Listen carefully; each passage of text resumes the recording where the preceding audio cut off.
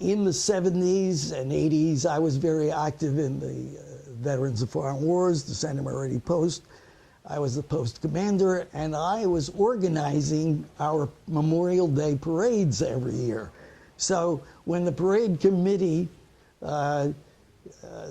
knew about that, they knew I was doing this during that time, and they decided we better have him on our committee. And so after a couple of years that they started the parade, I was part of that committee, and I served as secretary for 4 or 5 years, and since 1988, I've been chairman of that committee and promoting the parades. And I think it's important for us to preserve the memory of what these men and women did to preserve our freedoms. And I think this parade is so important to carry on the history of Raritan and to instruct these young people about what our country is all about.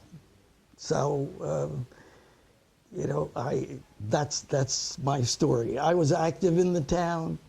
I was on the Recreation Commission for over 30 years and chairman for 10 years. And I was involved with the Little League and coaching and umpiring and playing and so on. So I was active in the community. I've always promoted what the activities are in this community. And so it was only natural for me to continue honoring veterans, which I was doing practically every year. Every Memorial Day, I was either the MC or the main speaker at those parades. And we had a lot of veterans come out. So this parade was an opportunity to continue honoring our veterans, and we've been doing it ever since. I think that's fabulous. I think the fact, I'm sure that my uncle would be really proud to know that. I mean, it's in his name, but he also was like, you speak, he always felt that his Medal of Honor belonged to all the men, and the fact that you are recognizing all the veterans, it's just a wonderful idea. I never knew your Uncle John personally, but I did know Carlo very well, and he was a good friend of mine. I knew who John was. I knew the Basilone family. The father was a tailor, and my uncle was a tailor. And both had tailor shops in Raritan, and they were friends, and we were friends. But Carlo married my best friend's sister, and so I would go to the family gatherings of his wife, and I met Carlo there, and we became very, very good friends. And later on, Carlo was on our committee and helped me a lot in promoting the parade celebration that we have.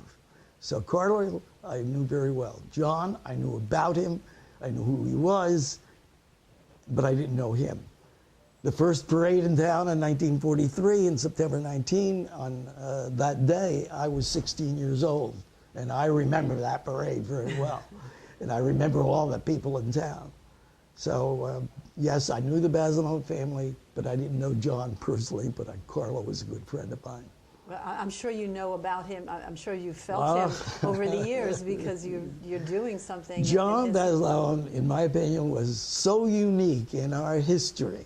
I mean, in my opinion, and in the opinion of many others, he turned the tide of the war in the Pacific.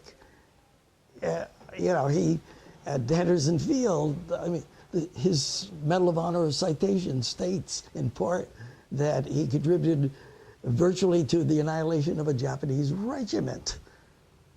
He's the only person that we know of who received Medal of Honor and the Navy Cross. But not only that, he went back after receiving the Medal of Honor, went back to battle and single-handedly knocked out that blockhouse at Iwo Jima.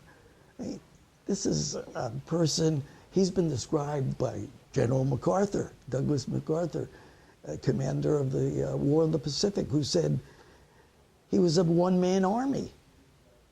And Herbeck, in his book, The Marine's Marine, said he said Churchill and Roosevelt had years to change history. Basilone did it in 3 days.